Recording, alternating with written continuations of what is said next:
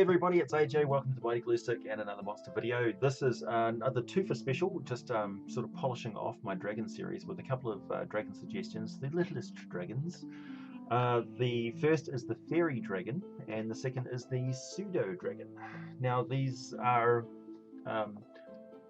similar but very different from each other in many ways. So a pseudo dragon, just to begin off with a nice simple one, pseudo dragons are quite often found as familiars of good, nice, peaceful and calm and kind spellcasters. They're not for anybody who's aggressive or cruel. They don't stand for any abuse, and they're extremely intolerant of being disrespected, and they will just leave. And they have that ability, even if they've been mind bound as a familiar, they can pick up and leave and break the bond themselves whenever they like. Another major difference between a pseudo dragon and a fairy dragon and other dragons is that they do not speak. They can't speak. They vocalize various sort of growls or chirps or whimpers or whistles and things like that, but and purr, but they don't speak, and they're incapable of speech. They can understand common and draconic, but they can't speak it.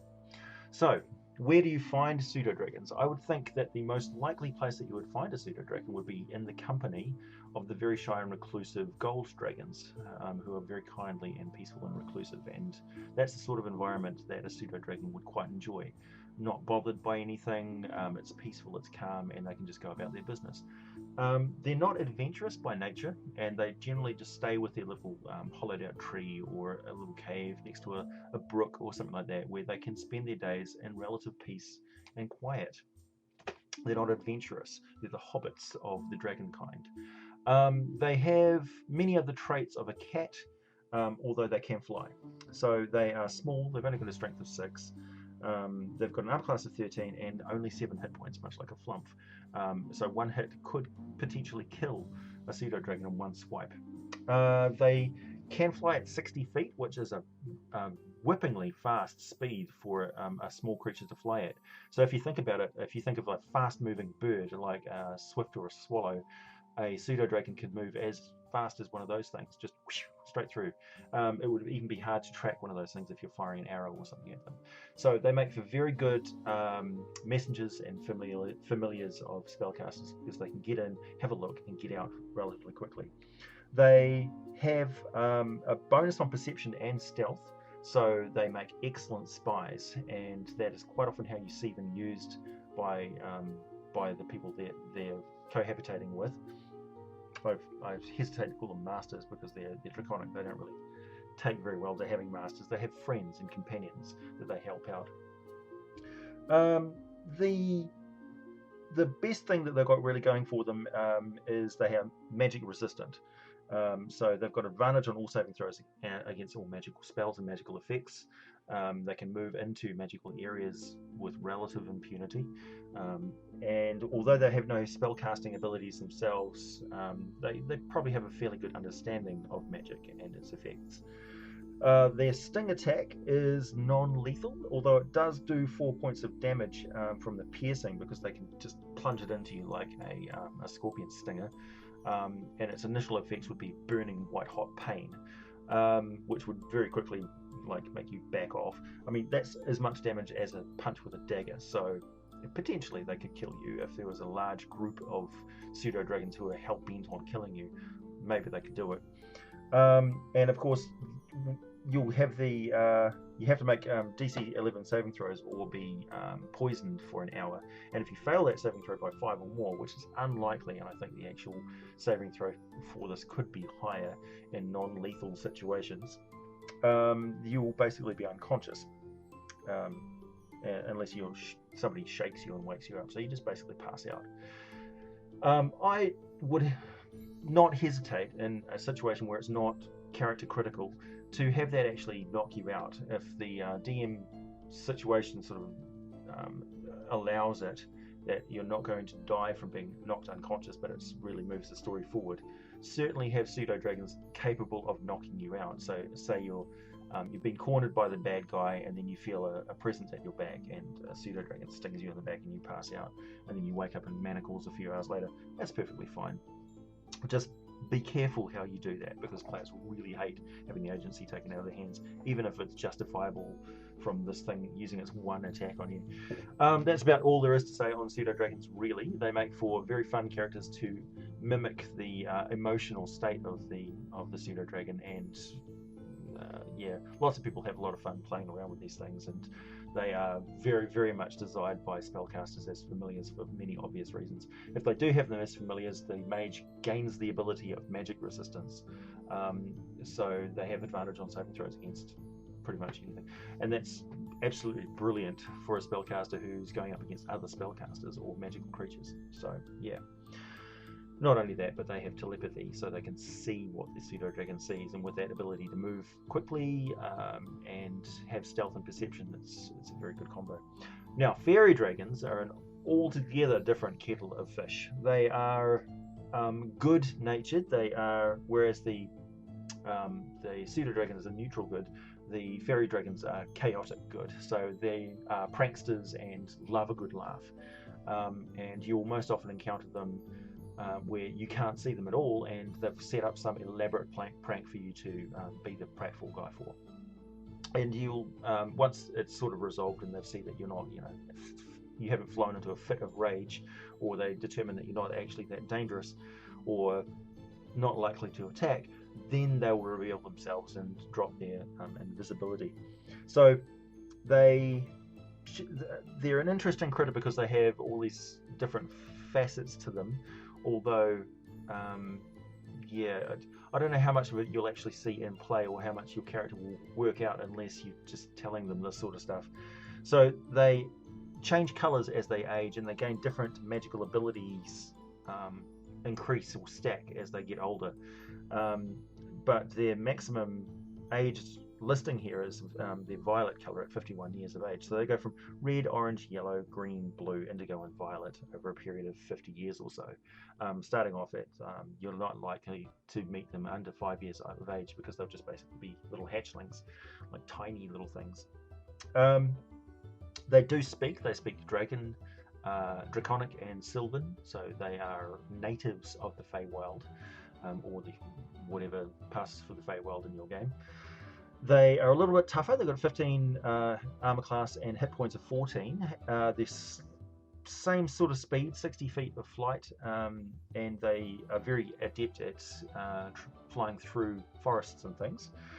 They have dark vision. They have arcana skills, so they really do understand magic. Their perception and stealth is even higher than the pseudo dragon, so they are very good at staying out of sight.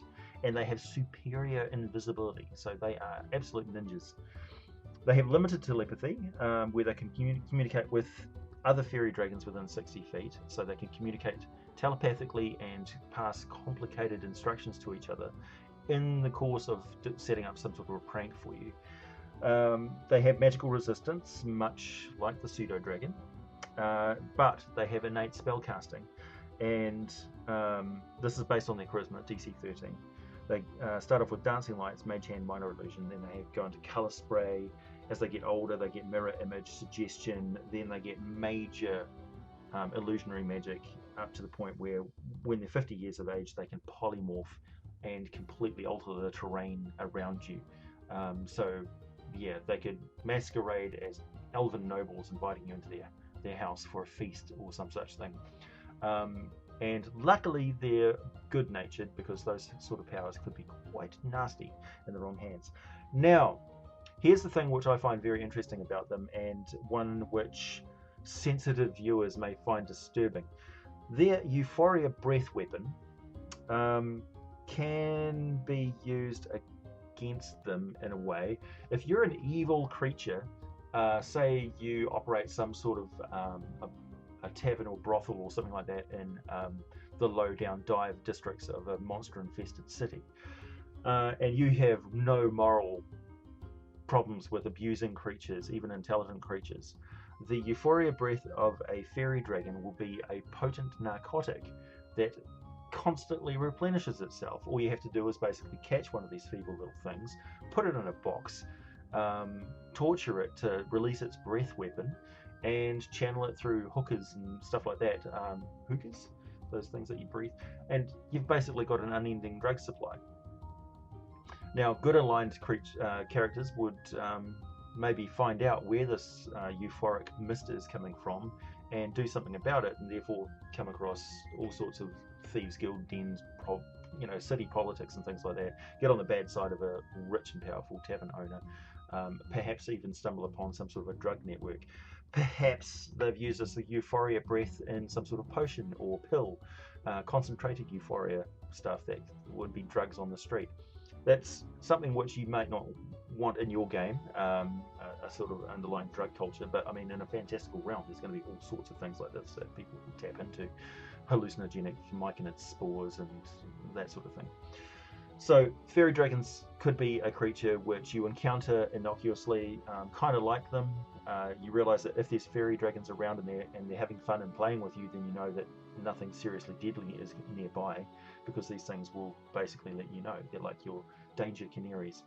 And if you build up some sort of rapport with them, then you can insert them into the game later on as a victim of some sort of heinous, drug den or some such. Or perhaps be a mistreated pet, really a creature which lives to be wild and free, which has been restrained somehow, some sort of magical restraining bolt, or it's been drugged, or its wings have been clipped and it's kept as some sort of bauble on a noble woman's arm. And that sort of thing just, it makes people's blood boil, gets them passionate about the encounter and the situation, makes them pay attention to the NPC and the situation and do something about it if they can. So they're good in that sort of regard, and you can set up elaborate pranks and that sort of thing, or set up, use them as a means to explain the fantastical illusions and things that elven or fey folk can conjure, seemingly above and beyond their abilities, because they've got fairy dragons who are basically companions or pets or allies who are doing this sort of thing with it and for them. So yeah, you can use fairy dragons in that way as well. Yeah, the Euphoria breath weapon itself is it's fairly potent. It's got a DC 11 Wisdom saving throw. It's a puffer of gas within 5 feet, so they need to be in very close range to do this anyway, unless they're using something really clever like breathing through a pipe or a tube. Or perhaps the breath breathed into a puffball that releases the Euphoria breath. I mean, the nature of it is up to you. And yeah, then you basically roll 1d6, and either you wander around confused or you just stand there numbly and do nothing, because it's Euphoria. You're just basically you're standing there in a state of absolute bliss. Yeah, very potent really when you think about it.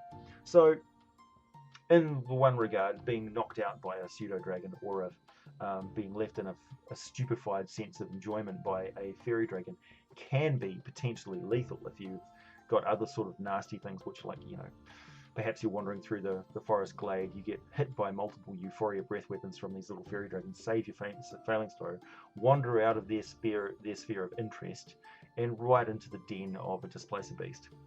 Yeah, that's potentially lethal. So don't be a dick about it. Certainly play it up for fun. Okay, so that's fairy dragons and pseudo dragons, two worthy additions to the draconic kind. Yeah, have no problem with using older fairy dragons. Perhaps they go to ultraviolet, perhaps they go to scintillating metallic hues or something as they get older and older and older, and gain more and more potent abilities, perhaps even psychic abilities as they get older. Play around with it. There's no real rules or restrictions on that. As you know, dragons can get impressively old and quite large. So these things start off tiny, maybe they get to husky sized and some sort of weird blue-black or perhaps crystalline colors and things like that, and get even more potent abilities. Yeah, okay, so that's dragons covered. Unless you can think of any other dragons, I'm going to call that series done. Thank you for your suggestions, everybody, and thank you very much for all your comments on those. It's been a pleasure to make them.